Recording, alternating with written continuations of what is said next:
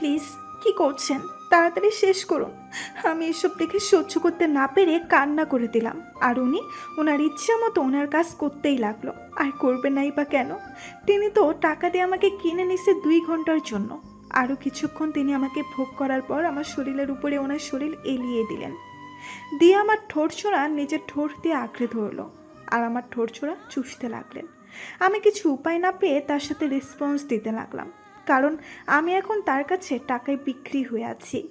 আর হাত দিয়ে তিনি আমার সারা শরীর স্লাইড করতে লাগলেন। আমার খুব বিরক্ত লাগতেছিল, কিন্তু কিছু করার নেই। মুখ বুজে সব সহ্য করে নিতে হচ্ছে। আজ প্রথমবার শারীরিক নির্যাতন সহ্য করতেছি, শুধু কিছু টাকার জন্য। জীবনে কখনো ভাবতে পারিনি টাকার জন্য নিজ ইচ্ছায় নিজের সব থেকে মূল্যবান জিনিসটা বিক্রি করে দিলাম। প্লিজ, এখন আপনার দেওয়ার সময় আমি আপনাকে দিয়ে দিয়েছি। এখন আমাকে ছেড়ে দিন আর আমার টাকাটা দিয়ে দিন। আর 5 মিনিট সময় দাও, আমি তোমাকে কিছু বকশিশ দিয়ে দেব। না প্লিজ, আমার ভাইকে ডাক্তারের কাছে নিয়ে যেতে হবে, না হলে আমার ভাইয়া বাঁচবে না। এই 5 মিনিটের মূল্য আমার কাছে অনেক আছে। প্লিজ, এরকম কিছু করবেন না, আমাকে যেতে দিন। উফ, এই নাও তোমার টাকা। উনি 10,000 টাকা আমাকে দিয়ে দিলেন, কারণ আগে থেকেই আলাপ করে নিয়েছিল আমাকে 2 ঘন্টা ওনার সাথে সময় কাটালে আমাকে 10,000 টাকা দিবে। আমি ওনার বাথরুমে গিয়ে একটু ফ্রেশ হয়ে নিলাম, মুখে পানি দিয়ে হাত মুখ ধুয়ে পরিষ্কার করে নিলাম। জামা কাপড় পরে ওনাটা ভালোভাবে গলা দিয়ে পেঁচিয়ে মাথায় ঘোমটা দিলাম, যাতে কেউ বুঝতে না পারে, কারণ উনি অনেক জায়গায় কামড় বসিয়ে দিয়েছেন, সেগুলো স্পষ্ট দেখা যাচ্ছে। আমি বাথরুম থেকে বেরিয়ে এসে দেখি উনি সব কিছু পরে রেডি হয়ে আছে, হয়তো কোথাও যাবে।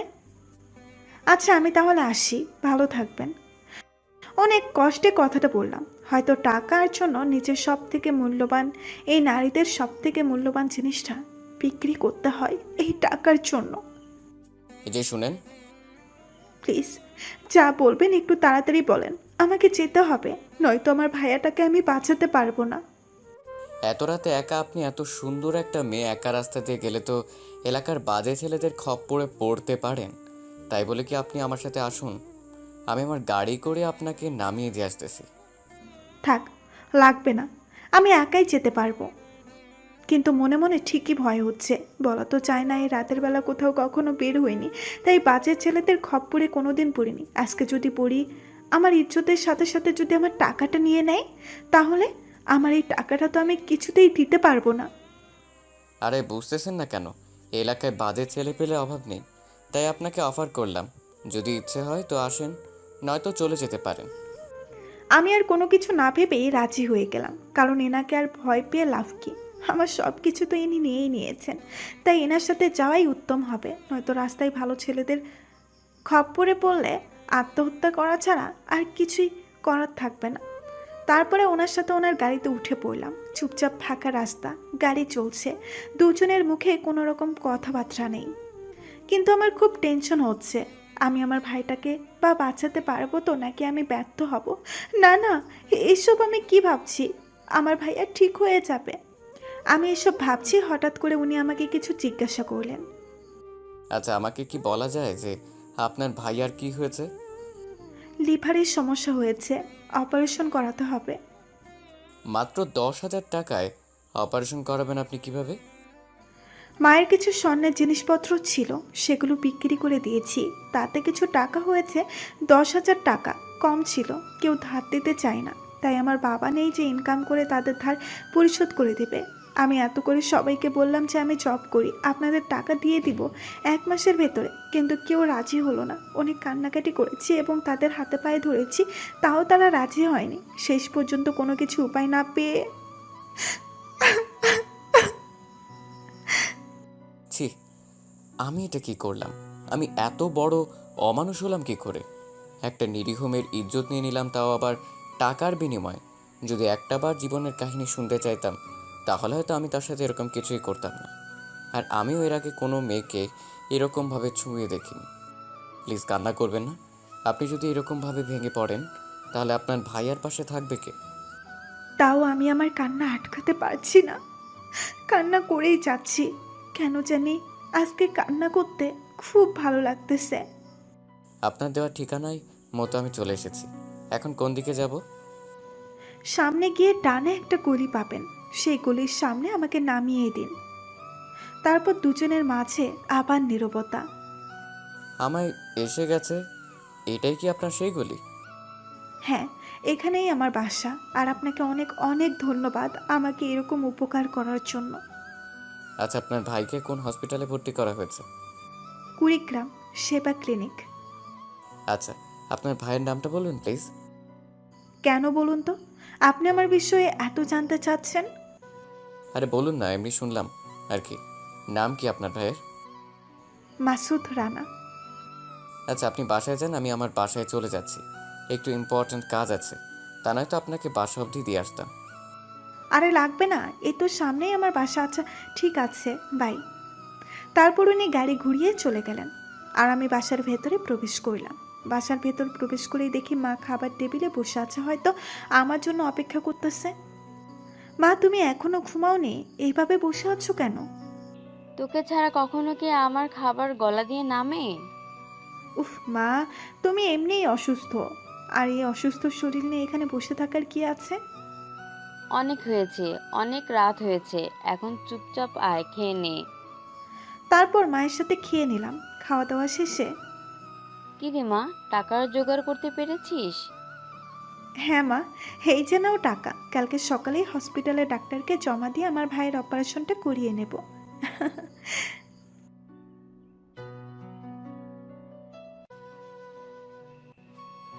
তোর বাপ নেই, তাই তোকে এত কষ্ট করে করতে হচ্ছে, দিন নেই রাত নেই। মা প্লিজ কান্না করো না এইভাবে। তুমি তো জানো তোমার চোখের পানি আমার সহ্য হয় না। আচ্ছা, এখন খেয়ে ঘুমিয়ে পড়। অনেক রাত হয়েছে আর অনেক খাটাখাটনি করেছো আজকে। তোর উপর দিয়ে অনেক ধকল গেছে, এখন তাড়াতাড়ি গিয়ে ঘুমিয়ে পড়, রেস্ট নে। কালকে সকালে আবার হসপিটালে যেতে হবে। তুমি আর বেশি রাত না জেগে তাড়াতাড়ি গিয়ে ঘুমিয়ে পড়ো, কালকে সকালে একটু কাজ করতেই হবে। তারপর আমি মাকে মায়ের রুমে দিয়ে এসে আমার রুমে আসলাম। এসে গলা থেকে ওড়নাটা সরিয়ে আয়নার সামনে দাঁড়িয়ে দেখি অনেক জায়গায় দাগ হয়ে আছে। তার সেই স্পর্শগুলো মনে পড়তেই টুকরে কান্না করতে ইচ্ছে করতেছে। দৌড়ে বাথরুমে চলে গেলাম, গিয়ে শাওয়ারটা ছেড়ে দিয়ে নিচে বসে পড়লাম। আর সেসব জায়গায় দাগগুলো আছে, আমি যেখানে যেখানে তিনি আমাকে স্পর্শ করেছেন সেই জায়গাগুলোতে ঘষতে লাগলাম আর কান্না করতে লাগলাম। এতদিন থেকে আমি এত কষ্ট করে নিজেকে ঠিক রেখেছি, কোনো প্রেম করিনি। সেই মেয়ে আজকে, আমি সবসময় একটা জিনিস চিন্তা করে এসেছি, প্রেম করব না, বিয়ের পর স্বামীকে আমার সবটা দিয়ে ভালোবাসবো। কিন্তু আজকে আমার সেই স্বপ্নের মাটি চাপা দিতে হলো। উফ, এরকম করো কেন? টাকা দিব তো, তার বিনিময়ে তুমি তোমার সুন্দর দেহটা দাও, হয়ে গেল। প্লিজ না, এরকম করবেন না। আমি যতই পিছিয়ে যাচ্ছি লোকটা ততই এগিয়ে আসতে লাগলো। তোমার না টাকা লাগবে, আমি দিব তো, তার জন্য তুমি তোমার দেহটা দাও। আমি কান্না করতেছি আর পালানোর চেষ্টা করছি, কিন্তু পারছি না। লোকটা হঠাৎ করে আমার ওড়না ধরে টান দিলেন। আমি খুব জোরে চিৎকার দিলাম, না! আর তখনই আমার ঘুম ভেঙে গেল। ও, তার মানে আমি স্বপ্ন দেখতেছিলাম এতক্ষণ। কি রে মা, কি হয়েছে? কিছু না আম্মু, চিৎকার করলি যে? একটা বাজে স্বপ্ন ছিল আম্মু। ঘুমিয়ে পড়। আমার গা কেমন শিউরে উঠতে লাগলো। আমার খুব ভয় হচ্ছে, যদি লোকটা সবাইকে বলে দেয় যে আমি দেহ বিক্রি করি তখন। না, আমি এইসব কি ভাবছি, সব বাজে চিন্তা। আমি আর কিছুই ভাবতে পারছি না। উফ, মাথা ব্যথা করতেছে। তাই ঘুমানোর চেষ্টা করতে লাগলাম। কখন যে ঘুমিয়ে গেছি মনে নেই। সকালবেলা, আম্মু সকাল হয়ে গেছে, উঠো। ওহ, টেরে পাইলাম না আজকে। তোমাকে কালকে রাতেই বলছি বেশি রাত জাগবে না। তুমি হয়তো রাত জাগছো নিশ্চয়ই, তার জন্যই তোমার সকাল সকাল ঘুম ভাঙছে না। পাগলি মেয়ে কোথাকার। যখন মা হবি না, তখন সন্তানের কিছু হলে বুঝতে পারবি যে মায়ের মন কি বলে। উফ আম্মু, সকাল সকাল মেজাজটাই খারাপ করে দিবে না, বুঝছো? আমি কত কষ্ট করে টাকা আনলাম যে ভাইয়াকে তাড়াতাড়ি বাসায় নিয়ে আসবো, আর এখন তোমার বক বক শুনতে হচ্ছে আমাকে। তাড়াতাড়ি উঠো তো। আম্মু আর কিছু বললো না, চুপচাপ উঠে ওয়াশরুমে চলে গেল ফ্রেশ হওয়ার জন্য। জানে যে এখন কিছু বললে আমি রেগে যাব। আমার ভাইকে নিয়ে আমার খুব চিন্তা হচ্ছে। আমার ভাইকে আমার মায়ের বুকে ফিরিয়ে দিতে পারবো তো? আল্লাহ, এমন কিছু আমাদের সাথে করিও না যার জন্য আমার মায়ের বুকটা যেন খালি না হয়। যে ভাইয়ের জন্য আমি আমার সবচেয়ে বড় সম্পদ বিক্রি করে দিয়েছি, সেই ভাইটাকে তুমি নিও না। এইদিকে একজন লোক আছে হসপিটালে, মাসুদকে খুঁজতে লাগলো। এই যে নার্স, এখানে গত কয়েকদিন যাবৎ মাসুদ নামে কোন পেশেন্ট আছে? হ্যাঁ আছে, তবে আপনি রোগীর কে হন? আর আমার জানা মতে রোগীর শুধু মা আর বোন আছে, তাহলে আপনি কে? আমি মাসুদের ভাইয়া লাগি, আমি ওর বোনের স্বামী। ও আচ্ছা, আসেন আমি আপনাকে রুম দেখিয়ে দিচ্ছি। আমাকে রুম দেখিয়ে দিতে হবে না, এখানে সব থেকে ভালো ডাক্তারকে আমাকে সেই রুমে নিয়ে চলুন। আপনি তো এসেছেন রোগীকে দেখতে, তাহলে ডাক্তার দিয়ে কি করবেন? আমি বুঝতেছি না আপনি এত কথা বলেন কেন। আপনি হাসপাতালের নার্স, তাহলে আপনাকে আমি যেটা বলতেছি আপনার দায়িত্ব আমাকে সঠিক জায়গা মতো পৌঁছে দেওয়া। ওকে, আমার সাথে সাথে আসুন। এইখানে একটু দাঁড়ান, আমি স্যারের সাথে কথা বলে আসি। একটু তাড়াতাড়ি করবেন প্লিজ। ওকে স্যার, আপনার সাথে কেউ একজন দেখা করতে চান মিলন নামে পেশেন্টের ব্যাপারে। আচ্ছা পাঠিয়ে দেন, দেখি কে তিনি। তারপর নার্স বাইরে এসে অচেনা লোকটাকে ভেতরে পাঠিয়ে দিলেন। জি বলুন, আমি আপনার জন্য কি করতে পারি? জি, আপনাদের হসপিটালে যে মিলন নামে রোগী ভর্তি আছে তার অপারেশন করুন এখন, আর যত টাকা লাগে আমি দিব। কিন্তু আপনি কে? আর আপনি মাসুদের জন্য এত টাকা দিচ্ছেন বা কেন? আমি তো আপনাকে চিনলাম না। আর এই রোগীকে যে ভর্তি করাইছে, আমার জানা মতে তার মা আর বোন আছে, আর কেউ নেই। তাহলে আপনি কে? আমি রোগীর দুলাভাই। এখন কত টাকা লাগবে বলুন, আমি চেক দিয়ে যাচ্ছি। আর এখানে যে আমি এসেছি বা আমি টাকা দিয়েছি অপারেশন করার জন্য, এসব কাউকে বলবেন না। শুধু বলবেন একজন অচেনা মানুষ এসে দিয়ে গেছে। কারণ আমাদের মাঝে এখন একটু ঝামেলা চলছে, তাই এসব গোপন রাখাই ভালো। আমি চাই না ছেলেটার কিছু হোক, আর ছেলেটা কিছু হয়ে গেলে আপনার হসপিটালে আর কখনোই রোগী আসবে না, এটা মাথায় রাখবেন। আপনি কি আমাকে ভয় দেখাচ্ছেন নাকি হুমকি দিচ্ছেন? কোনটা? আমি আপনাকে কোনোটাই দিচ্ছি না, প্লিজ কাজটা করুন তাড়াতাড়ি, নয়তো ছেলেটা না বাঁচলে তার পরিবারের কী অবস্থা হবে একটু ভেবে দেখেছেন? তার মায়ের কোল খালি হয়ে যাবে। জি, আমি সব ধরনের ব্যবস্থা করতেছি। আপনি অ্যাকাউন্টে গিয়ে টাকা জমা দিয়ে আসতে পারেন। আর হ্যাঁ, এখানে একটা বন্ড সাইন দেন। ওকে, আমি আপনার সাথে ফোনে কন্ট্যাক্ট করব, কিন্তু এই কথাটা ওনাদের কাউকে বলবেন না। ওকে। এইদিকে আম্মু একটু জলদি করো, লেট হয়ে যাচ্ছে তো। এই তো আমি রেডি, চলো। যখনই হাঁটতে যাব তখনই ব্যথা অনুভব করলাম। কারণটা বুঝলাম না। আমি তো কাল পর্যন্ত ঠিকই ছিলাম এবং আজ সকালে ঠিক ছিলাম, তাহলে এখন ব্যথা হচ্ছে কেন? কি রে মা, এভাবে হাঁটিস কেন? পায়ে ব্যথা পাইছিস? না, আমি ঠিক আছি, তুমি চলো। আজকে তোর বাবা নেই বলে তোর উপর দিয়ে ঝড় বয়ে যাচ্ছে, তাই না? খুব কষ্ট হচ্ছে তো, তাই না রে মা? উফ মা, তুমি সব সময় বেশি বোঝো। আমি কিছু বললেই তুই রেগে যাস, কেন বুঝি না? আমাকে তো বলবি তোর কি হয়েছে, তাই না? আমার কিছু হয় নাই, তুমি আমাকে নিয়ে চিন্তা করা কমাও। আর লেট হয়ে যাচ্ছে এমনিতেই। তারপর আম্মু সহ আমি একটা রিক্সা ভাড়া করে হসপিটালে চলে আসলাম। আম্মু তুমি যাও, আমি রিক্সা ভাড়া মিটিয়ে আসি। ওকে। মামা কত হয়েছে? এই নিন, আপনাকে ধন্যবাদ সঠিক সময়ে পৌঁছে দেওয়ার জন্য। রিক্সাওয়ালা কিছু না বলে সুন্দর একটা হাসি দিয়ে চলে গেলেন। আমি হসপিটালে ঢুকে দেখি আম্মু নার্সের সাথে তর্ক করতেছে, কিন্তু বিষয়টা কি বুঝলাম না। বিষয়টা ঠিক মতো বুঝতে আমিও ওইখানে চলে আসলাম। কি হয়েছে আম্মু, এরকম তর্ক করতেছো কেন ওনার সাথে? দেখ না রে মা, নার্স কি বলতে চাইছে। আচ্ছা কি হয়েছে আমাকে একটু বলবেন প্লিজ? আপনার ভাইয়ের এখন অপারেশন চলছে। কি অপারেশন চলতেছে মানে? আমি বেশ অবাক হলাম যে ডক্টর টাকা ছাড়া আমার ভাইকে হসপিটালে নিতে চাচ্ছিল না, সেই ডক্টর আমার ভাইকে ফ্রি অপারেশন করাবে? এটা কিভাবে হতে পারে? আপনার স্বামী একটু আগে এসেছিল, তিনি টাকা জমা দিয়ে গেছেন। আর ডাক্তার সাহেবের সাথে কথা বলেছেন, তাই আপনার ভাইয়ের অপারেশন চলতেছে। আমি অবাক, এর উপরে অবাক হচ্ছিলাম, কারণ আমার স্বামী, আমার তো এখনো বিয়েই হয়নি, আমার স্বামী আসবে কোথা থেকে?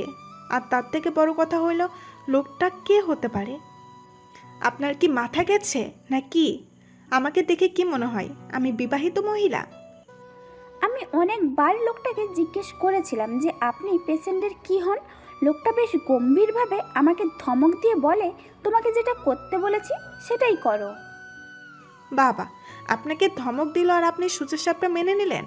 আমাদের একটু জানানোর প্রয়োজন বোধ করলেন না, তাই না? দেখুন, আমি এত কথার উত্তর দিতে পারবো না। লোকটা ডক্টর ওমর স্যারের সাথে কথা বলেছেন, আর তিনি এখন আপনার ভাইয়ের অপারেশন করতেছেন। ওনার সাথে এভাবে বকাঝকা না করে চল না অপারেশন থিয়েটারের সামনে গিয়ে বসি। ডক্টর সাহেবের হলে তার সাথে কথা বলে দেখি আসলে বিষয়টা কি।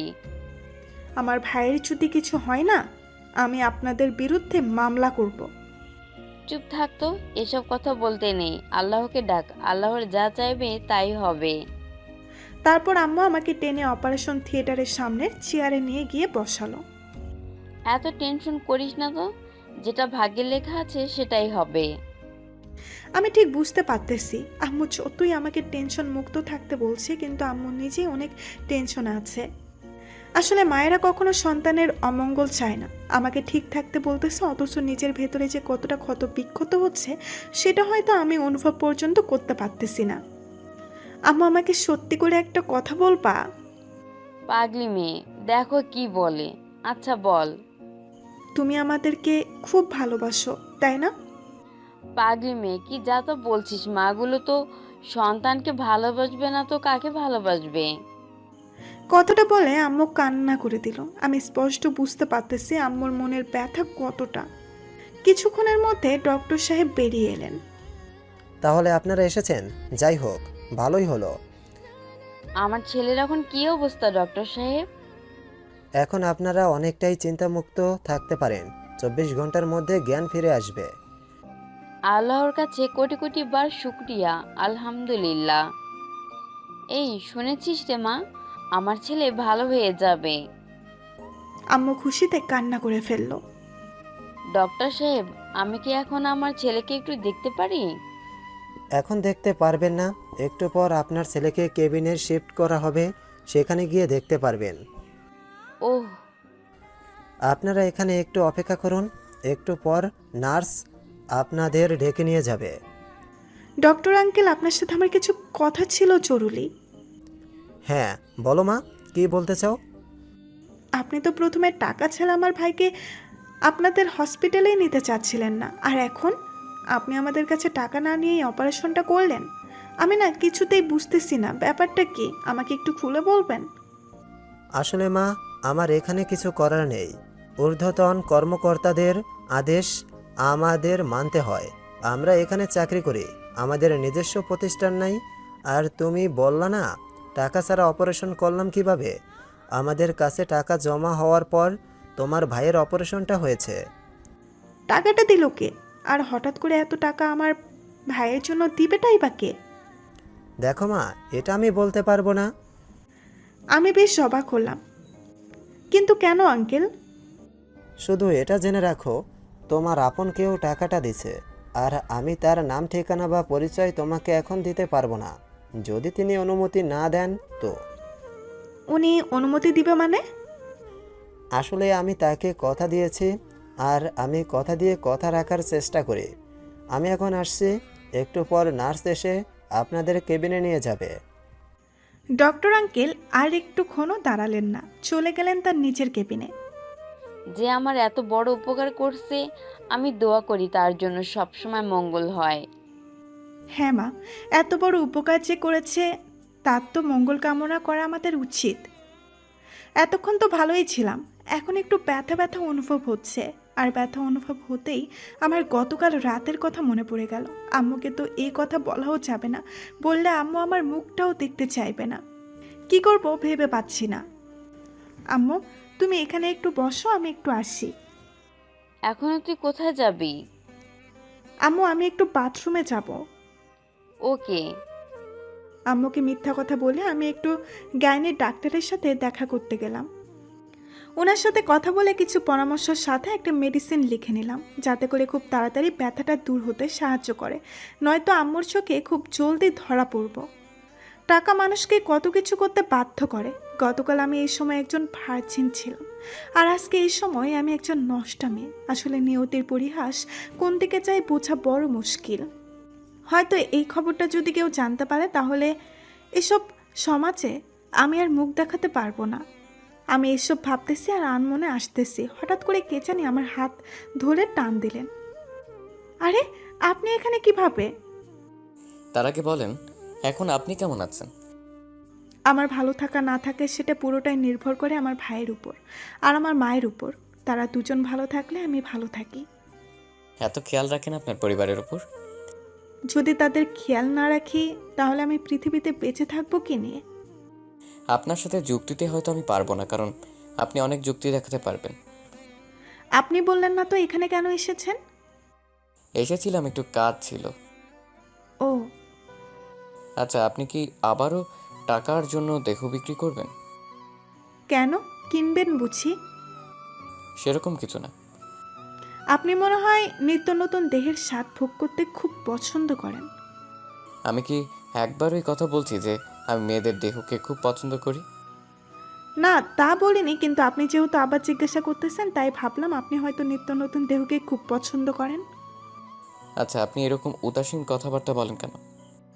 কই, আমার তো উদাসীন মনে হচ্ছে না। তাহলে আপনার কাছে এমন মনে হওয়ার কারণটা কি? উফ, আপনার ফোন নাম্বারটা দিন তো।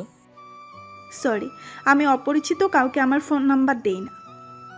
দেখুন, ভালোই ভালোই বলছি, ফোন নাম্বারটা দিয়ে দিন। আজব তো, আপনি এসব কি বলতেছেন? আমি তো আপনাকে চিনি না, আপনাকে আমার ফোন নাম্বার দেবো কেন? আমি কিছু শুনতে চাই না, আমি শুধু আপনার ফোন নাম্বারটা চাইছি। আর আপনি সোজা সবটা দিয়ে দেন, নয়তো। না হয় আমি আপনার কাছে ভুল করে আমার দেহটা বিক্রি করে দিয়েছি, তাই বলে কি আমি আপনার কাছে আমার সব কিছু বিক্রি করে দিয়েছি? আমার চিন্তা ভাবনা, আমার ইচ্ছা অনিচ্ছা সব কিছু? যদি বলি তাই?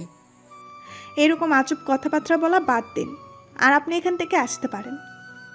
ভালোভাবে কথাটা বললাম তাই গায়ে লাগতেছে না। এখন কি আমি খারাপ ব্যবহার করবো আপনার সাথে? আশ্চর্য, আপনি এরকম করতেছেন কেন? তাও আবার এরকম একটা হসপিটালে। আমি আপনার ফোন নাম্বার চাইছি। আপনি ফোন নাম্বারটা দিলে আমি এখন থেকে চলে যাব। না, আমি আপনাকে আমার ফোন নাম্বার দিতে পারবো না। ভেবে বলছেন তো? হ্যাঁ। ওখান থেকে চলে আসতে নিলাম, লোকটা আমার হাত টেনে ধরে। কি হলো, এরকম অভদ্রতার মতো কাজ করতেছেন কেন? উনি কিছুই না শুনে শুধু আমাকে ওনার কাছে টেনে নিচ্ছে। উফ, আপনি কিন্তু এটা মোটেও ঠিক করতেছেন না, এটা হসপিটাল। আমার কথাগুলো মনে হয় ওনার মাথার উপর দিয়ে চলে যাচ্ছে, তার কান অবধি মনে হয় পৌঁছাচ্ছে না। ওনার বুকের সাথে আমাকে একদম মিশিয়ে নিলেন। আমি কিন্তু এবার চিৎকার করতে বাধ্য হব। উনি তাও কিছু বলছেন না, ওনার মতো কাজ করেই যাচ্ছে। এবার পিঠে স্লাইড করতেছে তো একবার পেটে স্লাইড করতেছে। আমার একদম অসহ্য লাগতেছে। আমি তো ব্যথার জন্য দাঁড়িয়ে থাকতে পারতেছি না, কোমর ব্যথা বেড়েই চলেছে। আপনি কি পাগল হয়ে গেছেন নাকি? উনি তাও কোনো কথা বলতেছে না। আমি আমার সর্বোচ্চ শক্তিতে ওনাকে সরানোর চেষ্টা করতেছি, কিন্তু তাও পারতেছি না, কারণ আমার শক্তির কাছে ওনার শক্তি অনেক বিশাল। আমি কান্না করে দিলাম ওনার এরকম ব্যবহার দেখে। আমি ভাবতে পারিনি উনি এখানে এরকমটা করবে আমার সাথে। আমার কান্নার শব্দ শুনে উনি আমাকে ছেড়ে দিয়ে কিছুটা দূরে গিয়ে দাঁড়ালেন। আমি আর আমার রাগটাকে কন্ট্রোল করতে না পারায় ওনাকে সজোরে একটা থাপ্পড় মারলাম। নিজেকে কি ভাবেন? আপনার না হয় কোটি কোটি টাকা আছে, আপনি চাইলেই দিনে 10 থেকে 12টা মেয়েকে ব্যবহার করতে পারেন। আমরা গরিব মানুষ, আমাদের অত টাকা পয়সা নেই। অভাবে পড়ে নিজেদের সব কিছু সম্পদ সেটাকেও বিক্রি করে দিছি। আর সব থেকে বড় কথা, আপনি আমাকে টাকা দিয়েছেন, আমার দেহ ভোগ করেছেন, তাহলে এখন আপনি আমার সাথে এরকম জোর করতেছেন কেন? আমি তো বলে দিয়েছি আমার নাম্বার আপনাকে দিতে পারবো না। আর আপনি যেটা আমার সাথে করলেন, ছি, এটা আমি কখনোই ভাবতে পারিনি।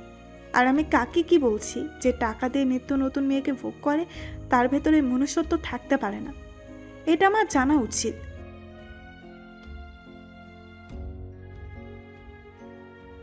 শুনুন। আমি আর কিছু শুনতে চাই না। আপনি এখন আমার চোখের সামনে থেকে যাবেন। কথাটা বলে আমি ওখান থেকে চলে আসলাম। উনি পেছন থেকে অনেকবার ডেকেছেন, বাট আমি এরকম বেয়াদব মানুষের সাথে কথা বলতে চাই না। আমি আম্মুর কাছে গিয়ে বসলাম। কিরে মা, এতক্ষণ কোথায় ছিলি আর তোর চোখে পানি কেন? আসলে আম্মু, আমার একজন পরিচিত বন্ধুর সাথে দেখা হয়েছিল, তো তার সাথে কথা বললাম, আর চোখে মনে হয় কিছু পড়েছে, তাই পানি চলে এসেছে। তুই কি আমার থেকে কিছু লুকাতে চাচ্ছিস? আরে আম্মু, তুমি কি বলো? তোমার থেকে আমি কি লুকাবো? দেখ মা, তোর মনের ভিতর কি চলছে আমি জানি না, তবে শুধু একটা কথা মনে রাখবে, যা করবে ভেবে চিন্তে করবে। আম্মু, তুমি শুধু শুধু চিন্তা করতেছো আমাকে নিয়ে। তোমাকে কোনো চিন্তা করতে হবে না, চলো ভাইয়াকে দেখে আসি।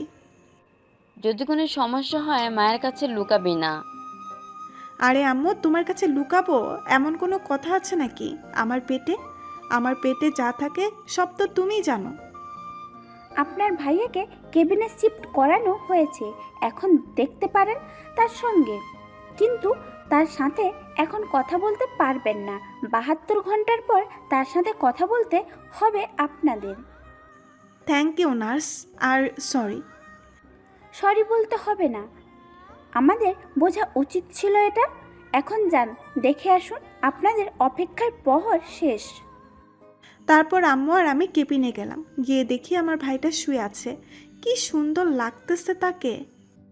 এইদিকে হ্যালো শামীম, একটা মেয়েকে তুলে আনতে হবে। তোর আবার মাথায় কি ঢুকলো? মেয়েকে তুলানবি মানে? তোকে যেটা বলছি সেটাই কর, আর সবাইকে বলে দে আজকে আমি বিয়ে করতে যাচ্ছি রাতে। মানে তোর মাথা ঠিক আছে নাকি মা গেছে মাল খেয়ে? আমি একদম ঠিক আছি। তোকে যেটা বললাম সেটা কর, তাড়াতাড়ি। ভালো করে ভেবে দেখ, এইসব কাজ করা ঠিক হবে না, পুলিশ কেস পর্যন্ত হতে পারে। তুই আমার রাগ সম্পর্কে ভালোভাবে জানিস। আমার মাথাটা এখন গরম আছে, আর আমি যেটা করতে চাই সেটা করি। তুই তো সেটাও ভালো করে জানিস। তাহলে এরকম ন্যাকামি না করে আমি যেটা বলছি সেটা কর, নয়তো তোকে আজকে আমি... ওকে, তোমার যা ইচ্ছা তাই হবে, কিন্তু এর মাঝে আমাকে টানবি না। তার মানে তুই আমাকে এই কাজটা করতে সাহায্য করবি না, তাই তো? আমি কি বলেছি যে সাহায্য করব না? দেখ, এরকম পেঁচায় কথা বলবি না। সরাসরি বল এখন কি আমাকে সাহায্য করবি কিনা। ওকে, সাহায্য করব। এখন মেয়ের ছবি পাঠা, ঠিকানা দে। মেয়েটার ছবি তো আমার কাছে নাই, আর ঠিকানাটা আছে। এইরকম বোকার মতো কথা বলবি না। তুই ঠিকানা দিবি, আর আমি যাকে তুলে আনবো সেটা তোর মনের মানুষ হবে না। আবার তাকে রেখে আসবো, আবার আর একটাকে তুলে আনবো, সেটা হবে না। আবার তুলে আনবো, সেটাও হবে না। আমি তুলে আনবো, আমি কি এক এক করে ওই এলাকার সব মেয়েকে তুলে আনবো নাকি? তুই গাধার মতো কথা বলা বন্ধ কর। আমি যাব তোর সাথে, বুঝছিস? আর আমি যাকে দেখিয়ে দিব তাকাই তুলে আনতে হবে, অন্য কাউকে না। আর তুলে আনার পর যদি মেয়েটা বিয়ে করতে রাজি না হয় তখন? বিয়ে করতে রাজি হবে না মানে? 100 বার রাজি হবে। আর যদি না হয় তাহলে জোরপূর্বক বিয়ে করব আমি। তাতে কি, মেয়েটা তোকে মন থেকে ভালোবাসবি? ওই মেয়ের মনে তোর জন্য শুধু থাকবে ঘৃণা, আর কিছু থাকবে না। বুঝেছিস? এখনও ভেবে দেখ ব্যাপারটা। ওই, তুই আমাকে জ্ঞান দিবি না। যেটা করতে বলেছি সেটাই কর। আর আমি বাসায় যাচ্ছি, সন্ধ্যায় তোর সাথে দেখা হচ্ছে। অন্তত আঙ্কেল আন্টিকে বলিস যে তুই বিয়ে করতে যাচ্ছিস। আপাতত কাউকে জানাবো না, শুধু তুই, আমি আর মেয়েটা, আর অন্য কেউ জানবে না। মানে তুই কি লুকিয়ে বিয়েটা করতে যাচ্ছিস? কিছুটা সেরকমই। আচ্ছা, তোর যেটা মন চাই সেটাই কর, আমি তোকে বোঝাতে পারবো না। তোকে বোঝাতে গেলে আমি পাগল হয়ে যাব। আচ্ছা ভাই, সন্ধ্যায় দেখা হচ্ছে। ওকে। তারপর আমি ফোন কেটে দিয়ে বাড়ি গেলাম। এইদিকে আম্মু, তুমি বাসায় যাও, আমি ভাইয়ের সাথে রাতে থাকবো। আরে পাগলি মেয়ে, কি বলিস? আমি থাকবো, তুই বাসায় গিয়ে থাক। আরে আম্মু না, তোমার এখানে থাকতে কষ্ট হবে, আর আমি এটা কখনোই চাই না যে আমি থাকতে আমার মা কষ্ট করবে। আরে পাগলি মেয়ে, চুপচাপ থাক, বাসায় যা, আমি থাকতে পারবো। আম্মু, তুমি বোঝার চেষ্টা করো, তোমার শরীরের অবস্থা খারাপ, তুমি বাসায় যাও, আমি এখানে থাকতে পারবো। আমি তোকে আদেশ করতেছি, তুই এখন বাসায় যাবি আর আমি এখানে থাকবো। উফ আম্মু। আর কোনো কথা হচ্ছে না। ওকে, তাহলে আমি বাসায় যাচ্ছি। টেবিলে সব কিছু রাখা আছে, সময় মতো ভাইয়াকে ওষুধ খাইয়ে দিও। আর তুমিও ঠিক মতো ঘুমিয়ে পড়ো, রাত জেগো না আবার। আচ্ছা, তোর কথাই হবে। এখন তুই বাসায় যা, সন্ধ্যা হয়ে যাচ্ছে। এখন ছেলেকে পাইছো তো মেয়েকে তাড়িয়ে দিচ্ছ, তাই না? এখন কোনো বকা দেওয়ার ইচ্ছা নেই আমার, তাই চুপচাপ আছি। যদি বকা শুনতে না চাস তাহলে বাসায় গিয়ে রেস্ট নে, কাল সকাল সকাল চলে আসিস। ওকে, আমার লক্ষ্মী আম্মু। উম্মুয়া। আম্মুর গালে একটা পাপ্পি দিয়ে বেরিয়ে পড়লাম। পাগলি মেয়ে আমার, আজকে যদি তোর বাপ বেঁচে থাকতো তোকে একটু কষ্ট করতে হতো না রে মা। হসপিটাল থেকে বেরিয়ে দেখি রাস্তায় কোনো রিক্সা দেখা যাচ্ছে না। সন্ধ্যার সময় তো, তাই। সচরাচর এখানে সন্ধ্যার সময় এসে রিক্সা পাওয়া যায়, কিন্তু আজকে কেন জানি রিক্সা দেখতে পাচ্ছি না। ওহ, কেমনটা লাগে। একটা রিক্সাও নেই, এখন হেঁটে যেতে হবে। ভাবতেই কান্না পাচ্ছে। এমনিতেই ব্যথা, তার উপরে যদি এতটা পথ হেঁটে যাই, না জানি সকালে ঘুম থেকে উঠতে পারবো কিনা। এই দিক ওই দিক দেখতে লাগলাম কোনো রিক্সা দেখা যায় কিনা, কিন্তু না, হয়তো আমার ভাগ্যটাই খারাপ। ধুর। আর কিছু না ভেবে হাঁটা শুরু করলাম, দেখি সামনে গিয়ে রিক্সা পাই কিনা। রাস্তার এক সাইড দেখতে পাচ্ছি, সেই রাস্তা দিয়ে কত রঙের গাড়ি চলাচল করতেছে। সন্ধ্যার সময় তো, তাই পরিবেশটা একটু মজাদার লাগছে আমার কাছে। ইচ্ছে করতেছে আমি এই প্রকৃতির সাথে মিশে যাই, তাহলে থাকবে না কোনো কষ্ট, থাকবে না কোনো দুঃখ। আসলে মানুষ এমন একটা প্রাণী যাকে সব কিছুর সাথে মানিয়ে চলতে হয়। শত কষ্টের মাঝেও নিজের জীবনকে বাঁচিয়ে রাখতে প্রতিনিয়ত আমরা কত কিছুই না করতেছি শুধু ভালোভাবে বেঁচে থাকার জন্য আর শান্তিতে দুবেলা দুমুঠো ভাত খাওয়ার জন্য। আমরা মানব জাতি কতই আজব, তাই না? কিছু কিছু বড় লোক আছে যারা গরিবদের পেটে লাথি দেয়। হয়তো আমি যেমন দরিদ্রতার কারণে আমার সব থেকে বড় সম্পত্তি বিক্রি করে দিয়েছি। পতিতালয় যে মেয়েগুলো আছে তারা হয়তো পেটের দায়ে এসব কাজ করতে বাধ্য হয়। আসলে পতিতা নারীকে যদি জিজ্ঞাসা করা হয়, অতীতটা জানতে চাইলে তার মুখ থেকে শুনতে হবে না থাক করুণ কাহিনী, যেটা আপনার মনকে নাড়া দিতে বাধ্য করবে। আনমনে এসব ভেবেই যাচ্ছি আর রাস্তার এক সাইডে হেঁটে যাচ্ছি। হঠাৎ করে একটা গাড়ি আমার সামনে এসে দাঁড়ালো। আমি অনেকটা ভয় পাইছি, হঠাৎ করে এরকম গাড়ি সামনে এসে দাঁড়াইছে তো, তাই বুকে একটু থুতু দিলাম।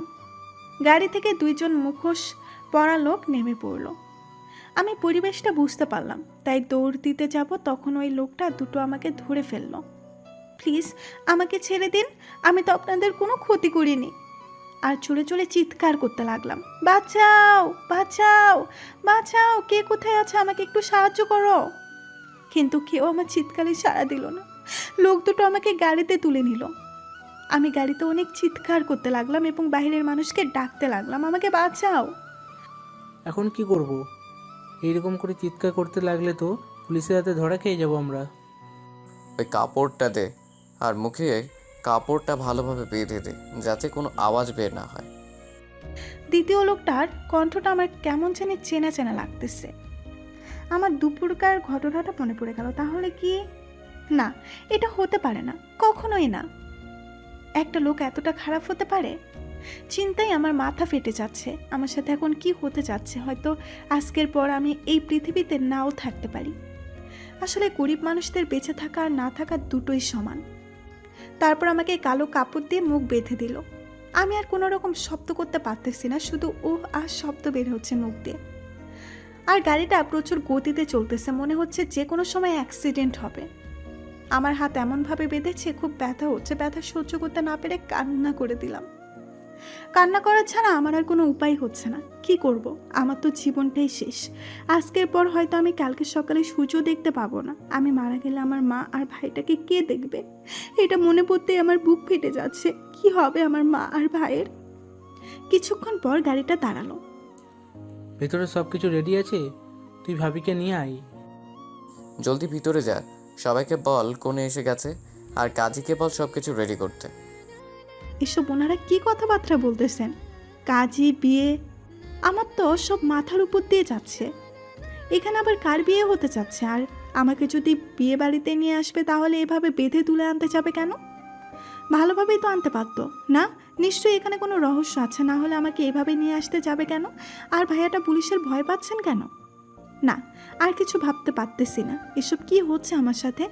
একদিকে তো আমার মা আর ভাইয়ের টেনশনে আমার মাথা ফেটে যাচ্ছে।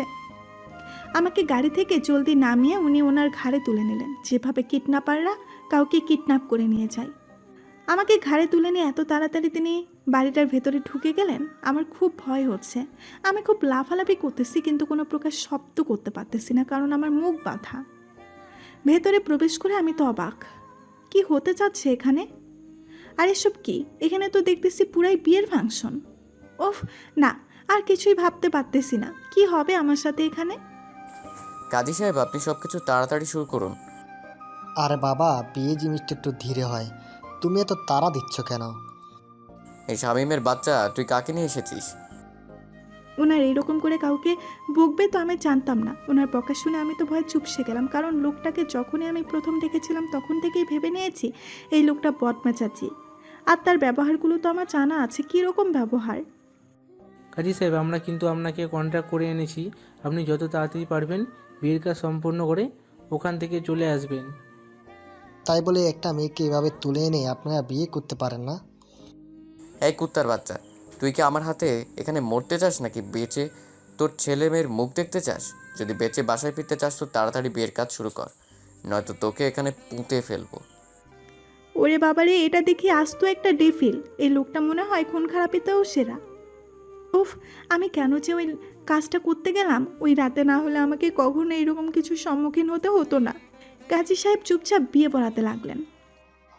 নিরাজিপাড়া নিবাসী মোহাম্মদ আবু সাত্তারের দ্বিতীয় পুত্র মোহাম্মদ নাইমাল ইসলাম 1 টাকা দেনমহল ধার্য করিয়া সরকারপাড়া নিবাসী মৃত মোহাম্মদ সলিম মিয়ার প্রথম কন্যা মোসাম্মদ দীপা সুলতানা বিবাহ বন্ধনে আবদ্ধ করা হলো। বলো মা কবুল? চুপ করে আছি, কারণ এখন আমার মুখে কাপড় দিয়ে বাঁধা। বলো মা কবুল? আমি এত চিৎকার করে বলতে চাই যে আমি এই বিয়ে করতে পারবো না, কিন্তু আমার মুখ তো বাঁধা, শব্দ বের হচ্ছে না। কি হলো, ভালো ভালো কবুল বলবা নাকি আমার আঙ্গুলটা বাঁকা করতে হবে আবার? কিরে, কেউ এভাবে বিয়ে করে? শালা তুই চুপ থাক, আমার বিয়ে আমি যেভাবে ইচ্ছে সেভাবে করব।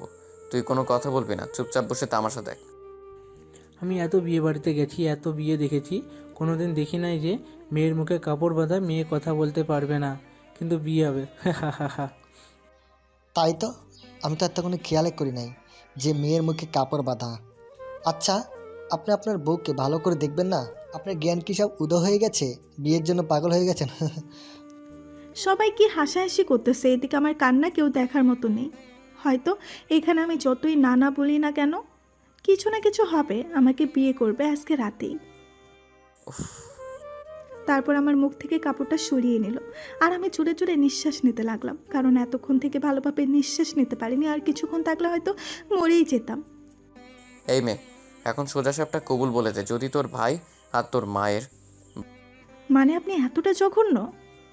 ভালোই ভালোই বলতেছি, নয়তো তোর ভাইয়া তোর মা কালকে সকালে সূর্যটা দেখতে পারবে না। ছি, একটা মানুষ এতটা খারাপ হতে পারে, এতটা জঘন্য হতে পারে, আপনাকে না দেখলে হয়তো বুঝতাম না। এখন চুপচাপ কবুল বল, যত তাড়াতাড়ি কবুল বলবি তত তোর মা আর ভাইয়ের জন্য মঙ্গল হবে, কারণ এখন তারা অনেক কষ্টে আছে। মানে কি বলতে চাচ্ছেন আপনি? আমার মার ভাই, ওর যদি কিছু হয় তো আমি আপনাকে মেরে ফেলবো। শামীম, ভিডিও ফুটে চোখে দেখা, নয়তো কবুল বলবে না। এসব আমি কি দেখতেছি? আমার মা আর ভাইয়া সুন্দর ঘুমিয়ে আছে, আর কয়েকজন লোক বন্দুক হাতে তাদের দিকে তাক করে আছে। হয়তো আমি কবুল না বললে আমার মা আর ভাইয়ের দুনিয়াতে বেঁচে থাকতে পারবে না। এসব দেখার পর আমি নিস্তব্ধ হয়ে গেছি। আমার পুরো দুনিয়াটা যেন উল্টাপাল্টা হয়ে যাচ্ছে। এসব দেখার আগে যদি আমি মরে যেতাম বা আমাকে ধর্ষণ করে মেরেও ফেলতো তাও সহ্য হতো, কিন্তু প্রতিনিয়ত ধর্ষণ হতো না ওই পশুটার হাতে আমাকে। কবুল বলবি নাকি তোর পুরো ফ্যামিলিকে মেরে ফেলবো? আমি বাধ্য হয়ে কবুল বলেই দিলাম। কবুল বলে দিয়ে কান্না করতে লাগলাম, কারণ এখন আমার মৃত্যুর সঙ্গী হবে কান্না। প্রতিদিন রাতে ধর্ষণ করবে, ওনার ইচ্ছা মতো আমাকে ভোগ করে ছাড়বে। সংক্ষেপে বিয়েটা সম্পূর্ণ করে কাজে চলে গেলেন। শামীম, তুই এখন বাসায় যা, আর এই খবরটা কাউকে জানাবি না এখন। তার মানে উনি আমাকে এখানে লুকিয়ে বিয়ে করলেন যাতে যেন প্রতিদিন ধর্ষণ করতে পারে, বৈধ ধর্ষণ। তবে মেয়েটার ওপর অতিরিক্ত কিছু করিস না, যাতে বেঁচে থেকেও মরার মতো থাকতে হয়। তুই এখন চুপচাপ চলে যা, আর আমি আমার বউকে কিভাবে রাখবো, কিভাবে দেখবো, কিভাবে আদর করবো সেটা একান্তই আমার ব্যাপার। তোর এই বদমেজাজি রাগের কারণে একদিন তোকে পস্তাতে হবে। সেই দিনেই শামীমের কাছে এসে তোকে কান্না করতে হবে, দেখে নিস, কথাটা মিলিয়ে নিস। মাহিনের কখনো এরকম সময় আসবে না। শামীম ভাই আর কোনো কথা না বলে চুপচাপ ওখান থেকে চলে গেলেন। জানে এখানে কথা বলা তার বৃথা হবে। শামীম ভাই চলে যাওয়ার সাথে সাথে উনি আমার হাত ধরে একটা রুমের দিকে নিয়ে যেতে লাগলেন। বুঝতে পারলাম এখন আমাকে ভুকের শিকার হতে হবে। ঠাস, তোর সাহস কত বড়, তুই আমাকে ফোন নাম্বার দিস নাই? আমি শুধু অবাক হয়ে তাকিয়ে আছি। ফোন নাম্বারের জন্য এত কিছু? এখন ফোন নাম্বার না, তোকে আমি প্রতিদিনই ধর্ষণ করব। আমি আর কান্নাটা আটকে রাখতে পারলাম না। তোর এইরকম ন্যাকা কান্নার কোনো মূল্য আমার কাছে নেই। তুই শুধু আমার কাছে ভোগের পণ্য। কথাটা বলে উনি আমার বুক থেকে ওড়নাটা টেনে নিলেন। আমি আমার 2 হাত দিয়ে আমার বুক ঢেকে রাখলাম। উফ, কি লজ্জা, কি লজ্জা। লজ্জাপতি রে, তোর লজ্জা আমি বের করতেছি, দাঁড়া। ওনার মুখ থেকে এরকম নোংরা কথাগুলো আমার কলিজায় বিঁধে যাচ্ছে। ওনার প্রতিটা কথা যেন আমার গায়ে কাটার মতো জ্বালা দিতে লাগলো। আজকে আমি তো সব কিছু খুলে তোর সাথে ড্যান্স করব। কথাটা বলে উনি আমার দিকে এগিয়ে আসতে লাগলো আর আমি পিছিয়ে যেতে লাগলাম। আমি কখনোই ভাবতে পারিনি জীবনে এরকম একটা সময় আমার আসবে, এসে দাঁড়াবে আর আমি কিছুই করতে পারবো না। আমার কান্নাটা 4 দেওয়ালের মাঝে বন্দি থাকবে। প্লিজ আপনি একটু শান্ত হয়ে বসেন প্লিজ। অনেক কষ্টে এই কথাটা মুখ দিয়ে বের করলাম। ওনার রাত দেখে আমি পুরোটাই স্তম্ভ হয়ে গেছি। কি হচ্ছে আমার সাথে এখানে? কেন এত তাড়াতাড়ি তোর দেমাগ শেষ হয়ে গেল? আমি আবার কিসের জন্য দেমাগ দেখাবো আপনাকে? আমার যা কিছু ছিল সবটা আপনি লুটে নিয়ে গেছেন। আমি তো দেহ লুটে নিয়েছিলাম, এটাই বলতে চাচ্ছিস তুই, তাই না? আসলে আপনি আপনার রাগটা একটু কন্ট্রোল করেন আর শান্ত হয়ে বসে আমার কথাগুলো শোনেন প্লিজ। এখন কোনো কথা শোনার আমার সময় নেই। এখন থেকে তুই শুধু আমার কথা মতো চলবি, নয়তো আমি কখন কি করে বসবো সেটা নিজেও জানি না। কথাটা বলে উনি আমার হাত ধরে টেনে আমাকে বিছানায় ফেলে দিলেন। প্লিজ এরকম কিছু করবেন না, আমার কিছু সমস্যা আছে। তাতে আমার কি হয়েছে? আপনি বোঝার চেষ্টা করুন। এখন আমি আপনাকে সেই সুখটা দিতে পারবো না। আর একটা মেয়ের ইচ্ছার বিরুদ্ধে কিছু করলে সেটা ধর্ষণের শামিল হবে। আপনি একটু বুঝুন। এখন তো আমি আপনার বউ, তাই না? তুই কোনোদিনও আমার বউ হওয়ার যোগ্য ছিলি না আর হবিও না, বুঝছিস? আমি তো তোকে শুধু ভোগ করার জন্যই বিয়ে করেছি। আমি কখনো এটা আশা করিনি ওনার মুখ থেকে এইসব শুনবো। আর আমি এর থেকে ভালো কিছু আশা করতে পারি না। আমার মতো মেয়ের সাথে এরকমটাই হওয়া সম্ভব। যে মেয়ে সামান্য 10,000 টাকা জোগাড় করতে পারে না, তার জন্য দেহ বিক্রি করতে হয়, সে মেয়ের সাথে আর কী বা হতে পারে? এখন তো আমার কোনো কথার মূল্যই থাকবে না। তারপর উনি আমার উপর শুয়ে পড়লেন।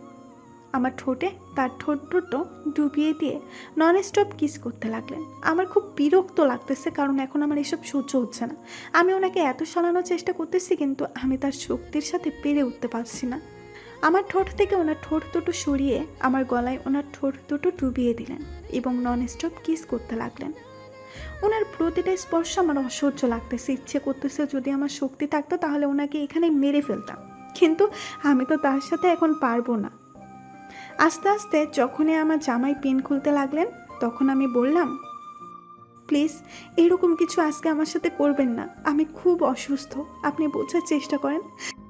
জোরে জোরে কান্না করতেছি আর কথাগুলো ওনাকে বলতেছি, কিন্তু আমার কথাগুলো ওনার কান অবধি পৌঁছাচ্ছে না।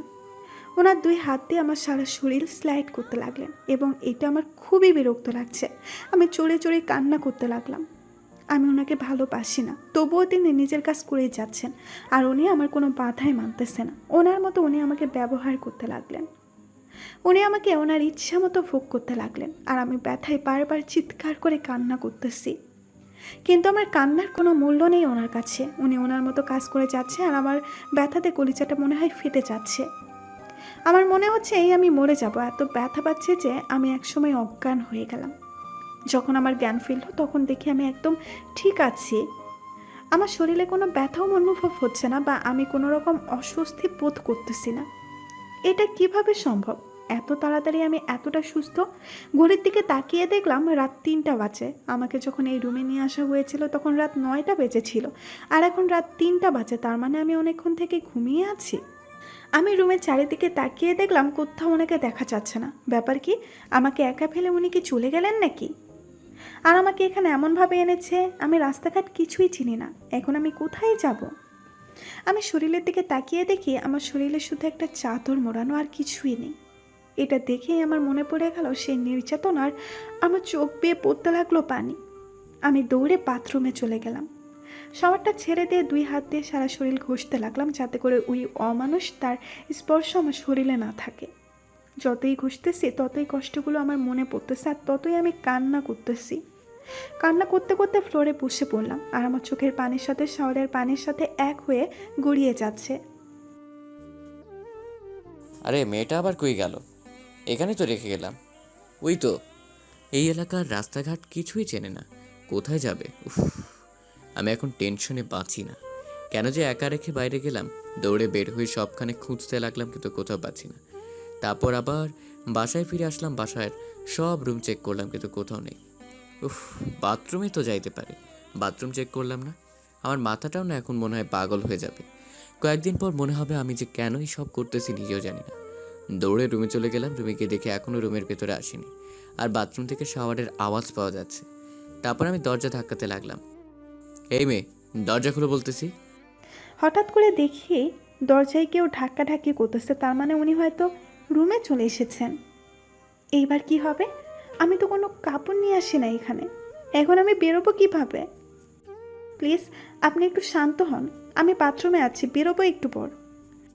এত কেম কেম বাথরুমে থাকে? তাড়াতাড়ি বের হন। এই যে শুনছেন, আমাকে একটু হেল্প করবেন? বলেন দেখি কি করতে পারি। ওনার মুখ থেকে আপনি ডাক শুনে মনে হচ্ছে ওনার এখন মনে হয় কোনো রাগ নেই। আসলে আমার গায়ে কিছু নেই, আই মিন কোনো কাপড় নিয়ে আমি বাথরুমে প্রবেশ করিনি। যদি আমার কাপড়টা দিতেন। আপনার কাপড় ধুয়ে শুকাতে দেওয়া হয়েছে, এখন এখানে কোনো মেয়ে মানুষের কাপড় নেই, এখন কি হবে? ওকে থাক, তাহলে আমি সকাল পর্যন্ত বাথরুমেই কাটিয়ে দিই। এখানে বসে থাকি আমি, আপনি ঘুমিয়ে থাকেন। সারা রাত ওইখানে থাকলে ঠান্ডা লেগে যাবে, আর যখন আপনার জ্বর হবে, অসুখ হবে, আপনার ফ্যামিলির জন্য সেবা করবে কে? আপনাকে দেখবে কে? আপনার ভাইকে দেখবে কে?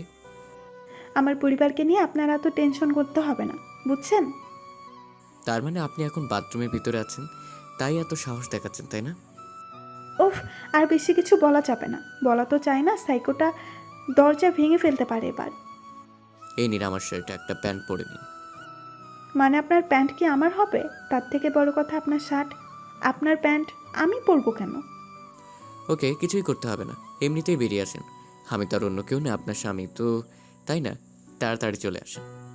উফ, কি বেহাইয়া মানুষ, মুখে কিছুই আটকায় না। মন তো চাচ্ছে এখনই গিয়ে খুন করে ফেলি, কিন্তু এখন কিছুই করা যাবে না। কিছু করতে গেলে হয়তো আমার ফ্যামিলিকে হারাতে হবে। কি করতেছেন? আমার অফার গ্রহণ করবেন না নাকি? আচ্ছা দেন দেখি। কোনো উপায় না পেয়ে রাজি হয়ে গেলাম, কারণ সারা রাত তো আর বাথরুমে থাকা সম্ভব না। তারপর দরজা আলতো করে ফাঁক করে ওনার শার্ট প্যান্ট নিয়ে নিলাম। নিয়ে তো নিলাম, গায়ে পরে দেখি সব ঢিলা হলো, এখন কি হবে? হাঁটবো কিভাবে আমি? হাত দিয়ে প্যান্ট ধরে রাখলাম, ধরে আস্তে আস্তে হেঁটে বাইরে আসলাম। আমি বাইরে আসার সাথে সাথে উনি যেটা করলেন সেটা আমি কখনো কল্পনাও করতে পারিনি যে উনি এরকম কাজ করবেন আমার সাথে। আমি বাথরুম থেকে বের হতেই উনি আমাকে কোলে তুলে নিলেন। আজব তো, আমি হাঁটতে পারি না নাকি? নাকি আমি ছোট বাচ্চা যে আপনি কোলে তুলে নিলেন? উফ, বেশি রকম বক বক করলে ফেলে দেবো কিন্তু কোল থেকে। না না, এই মানুষের বিশ্বাস নেই, তাই আমি ওনার গলা শক্ত করে জড়িয়ে ধরলাম, যাতে করে চাইলেও আর ফেলে দিতে না পারে। ভয় পাচ্ছেন তাই তো? আসলে ওনার মতলবটাকে আমি বুঝতে পারতেছি না। একটু আগে আমার সাথে যেটা অত্যাচার করলো, আর আমিও তার সাথে এত নর্মাল ব্যবহার করতেছি, আর আমি চাইলেও রুট ব্যবহার করতে পারতেছি না তার সাথে। ব্যাপারটা কি? থাকে, এসব নিয়ে ভাবার সময় পাইবেন, এখন একটু বিছানায় শুয়ে থাকেন। আমার কিছু জানা ছিল, আশা করি আনসারগুলো আপনি দিবেন। কোনো রকম কথা না বলে সুন্দরভাবে শুয়ে রেস্ট নিন, আর যদি একটা কথা বলেন তো আবারও শুরু করে দেব। এই না না, আমি সুন্দরভাবে ঘুমিয়ে পড়তেছি, তাও আবার ওইসব করিয়েন না। এই তো লক্ষ্মী মেয়ে, তাহলে তাড়াতাড়ি ঘুমিয়ে পড়েন। আপনি কি চুরি করতে যাবেন নাকি? মানে? কই, আমি তো কিছু বলিনি। আপনি হয়তো কানে একটু বেশি শোনেন, তাই হয়তো সমস্যা হচ্ছে আপনার। বেশি রকম ন্যাকামি করার চেষ্টা করবেন না, তাহলে হিতে বিপরীত হয়ে যাবে। আর আমার রাগ উঠলে আমি কন্ট্রোল করতে পারি না, এটা আমি আপনাকে অনেক আগেই বলে দিয়েছি। আচ্ছা, আপনার এত রাগ কেন? আপনাকে ছোটবেলায় আপনার আম্মু মনে হয় তেতো জিনিস বেশি খাওয়াইছিল। এই মেয়ে, আমাকে ভয় লাগতেছে না? এত বক বক করছেন কেন? বুঝতেছেন না রাত অনেক হয়েছে? আপনি রেস্ট নেই, এমনিতেই নিজের শরীরের কোনো খোঁজ পায় না, অল্প একটুতেই জ্ঞান হারিয়ে ফেলে, তার আবার বক বক করা। আমি আপনাকে আগেই বলেছিলাম, আমি উৎসবের জন্য মোটেও প্রস্তুত ছিলাম না, যে আপনার ভার সহ্য করার মতো ক্ষমতা আমার ছিল না। তখন আমি আপনাকে বলে দিয়েছিলাম, আর আপনি সেটা না শুনেই কাজ শুরু করে দিয়েছিলেন। তখন আমি কি করব? তখন আমি কি করব? আপনি যেটা খুশি সেটাই করেন, কিন্তু আমার কথা আপনি রিপিট করবেন না। আপনি যেটা খুশি সেটাই করেন, কিন্তু আমার কথা আপনি রিপিট করবেন না। আমি কিন্তু সত্যি সত্যি এবার রেগে যাব। রেগে গেলে আমি কি করে বসি আমি সেটা নিজেও জানি না। আমি কিন্তু সত্যি সত্যি এবার রেগে যাব। রেগে গেলে আমি কি করে বসি সেটা নিজেও জানি না। ওফ, আপনার সাথে কথা বলাই আমার ভুল হয়েছে। আপনার সাথে কথা বলাই আমার ভুল হয়েছে। কি মহা ঝামেলায় বললাম রে বাবা, এরকম একটা ঘাটতারা মানুষের সাথে আমার জীবন পার করতে হবে। না জানি আরও কত কি আছে আমার ভাগ্যে। আচ্ছা, অনেক হয়েছে, এখন ঘুমিয়ে পড়েন। সকালে আবার আপনাকে হসপিটালে দিয়ে আসতে হবে আমাকে। জি না, আপনাকে আমার সাথে যেতে হবে না, আপনি চুপচাপ থাকবেন আর আমাকে গাড়ি ভাড়াটা শুধু দেবেন, আমি চলে যেতে পারবো একা একা।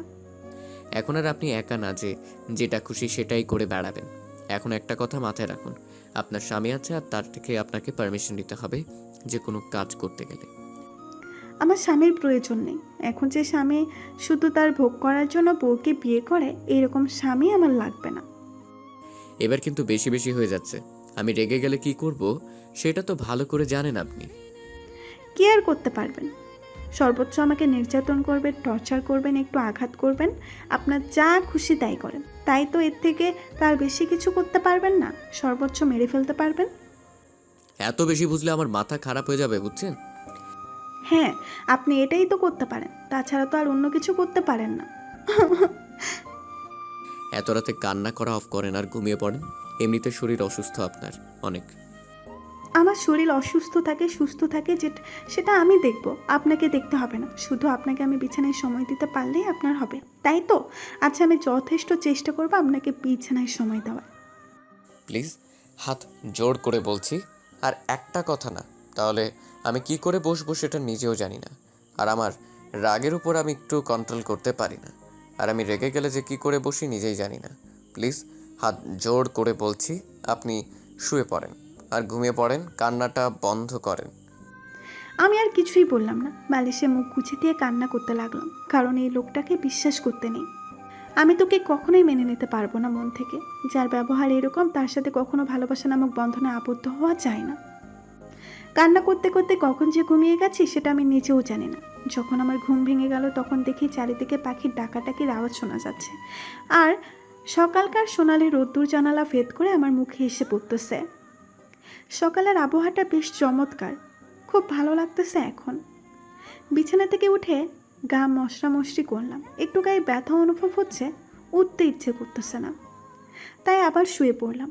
কাঁথাটা গায়ে টেনে নিলাম, কাঁথাটা বুকের মধ্যে ভালো করে আঁকড়ে ধরে শুয়ে আছি চোখ বন্ধ করে। হঠাৎ করে রুমে কারো আসার শব্দ পেলাম, চোখটা হালতো খুলে দেখলাম ওই লোকটা। এই যে সকাল হয়ে গেছে, আপনার কি ঘুম হয়েছে নাকি আরও কিছুক্ষণ ঘুমোবেন? আমি চুপচাপ চোখ বন্ধ করে আছি, কোনো সাড়া দিচ্ছে না তার কথায়। আপনি কি এখনো ঘুমিয়ে আছেন নাকি ঘুমের ভান ধরে আছেন? আমি তাও কোনো কথা বলতেছি না। তারপর দেখি উনি আমার পাশে বসে হাতের আঙুলের ভেতরে ওনার হাতের আঙুল দিয়ে মুষ্টি বদ্ধ করে নিলেন খুব শক্ত করে। আমি একটু ব্যথা পেলে ও চুপচাপ শুয়ে আছি, কোনো রকম রেসপন্স দিলাম না, কারণ একটু রেসপন্স দিলে উনি বুঝে যাবে যে আমি জেগে আছি। তারপর উনি ওনার বাঁ হাত দিয়ে আমার চুলগুলো কানের উপরে দিয়ে গুজে দিচ্ছেন। হয়তো আজকের এই অনুভূতিটা অন্যরকম হতে পারত যদি তিনি আমার সাথে এরকম খারাপ ব্যবহার না করে আমাকে ভালোবাসা দিয়ে আগলে রাখতো, তাহলে। কিন্তু এখন ওনার জন্য আমার মনে কোনো রকম ভালোবাসা নেই, আছে শুধু ঘৃণা। একটু পরে উনি ওনার ঠোঁট দুটো দিয়ে আমার কপালে আলতো স্পর্শ করে দিলেন, আর স্পর্শটা এমনভাবে করেছেন আমার সারা শরীর কেঁপে উঠল। আমিও চোখ বন্ধ করে থাকতে পারলাম না, চোখটা খুলে ফেললাম। কি হচ্ছে এসব? তার মানে আপনি এতক্ষণ ঘুমের ভান ধরেছিলেন, তাই না? এটা একান্ত আমার ব্যাপার, আপনাকে বলতে যাবো কেন? আচ্ছা, আমাকে বলতে হবে না। আপনার কাপড়গুলো শুকিয়ে গেছে, এই যে এনে দিলাম, তাড়াতাড়ি পরে নিন। আমি একটু বাইরে আছি, আর একটু পরেই গাড়ি আসবে। হসপিটালে যেতে হবে আপনার ভাইকে আনতে। জি না, আমি আপনার সাথে যাচ্ছি না। আমি একাই যাব, আর আপনি আমার সাথে যাবেন না। কেন, আমি গেলে সমস্যা কি? চিন্তা করবেন না, আমি আমার ফোন নাম্বার আপনাকে দিয়ে যাচ্ছি। আপনার যদি আমাকে ভোগ করার ইচ্ছে হয় তো চলে আসেন আমাকে ফোন করে, আমি সব কিছু রেডি রাখবো। প্লিজ, এখন আমি এসব কথা নিয়ে কোনো আলোচনা করতে চাচ্ছি না। আপনার ইচ্ছা, আপনার ফোনটা দিন, আমি আমার নাম্বার দিয়ে দিচ্ছি। ফোন নাম্বার লাগবে না, আমি তোমার সাথে যাচ্ছি, এটাই ফাইনাল। ও আমাকে বিশ্বাস করতে পারতেছে না, তাই তো মনে করতেছে হারিয়ে যাব।